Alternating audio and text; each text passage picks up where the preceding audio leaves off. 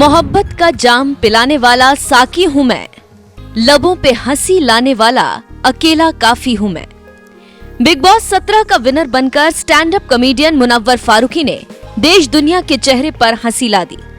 Big boss की चमचमाती trophy चमकते चेहरे मुनव्वर फारूकी के हाथ में आ गई है।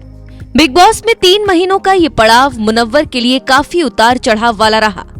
कभी मुस्कुराए तो कभी फूट फूट कर रोए।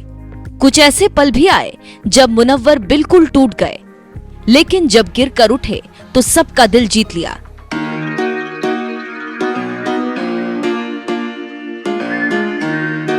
जितना मुश्किल मुनव्वर का ये सफर रहा और कामयाबी भी मिली, उतनी ही मुश्किल जिंदगी की जंग भी रही। लेकिन मुनव्वर ने सिर्फ और सिर्फ एक ही बात दोहराई, कुछ रास्ता लिख देगा, कुछ मैं लिख लूंगा। तुम लिखते जाओ मुश्किल, मैं मंजिल लिख दूंगा। आंखों में समंदर, दिलों में आग लिख दूंगा। तुम तूफान लेकर आना, मैं चिराग रख दूंगा। इसी तूफान से लड़ते लड़ते आज मुनव्वर इस मुकाम तक पहुंच गए।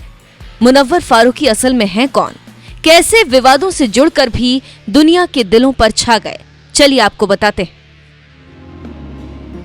मुनव्वर फारूकी का जन्म 28 जनवरी 1992 को गुजरात के जूनागढ़ में हुआ। मुनव्वर फारूकी एक सामान्य मुस्लिम परिवार में पैदा हुए थे। पिता ड्राइवर थे, मां घर पर ही रहती थी।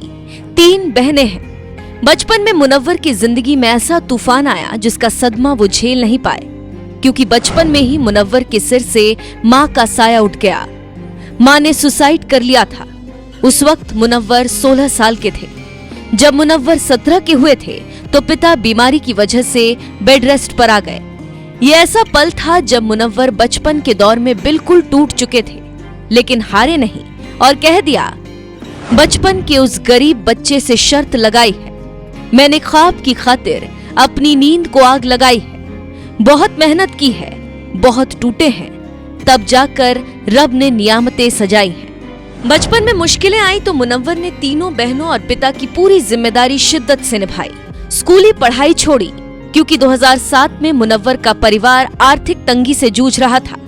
तो ऐसे में मुनव्वर ने न सिर्फ दुकानों में बर्तन बेचे, 60 रुपए दिहाड़ी मिलती थी, बल्कि समोसे बेचकर परिवार का पेट पाला।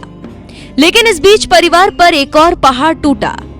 वो था गुजरात दंगों में मुनव्वर का घर जल जाना, जिसके बाद 2007 में उनका परिवार मुंबई के डोंगरी में आकर बस गया।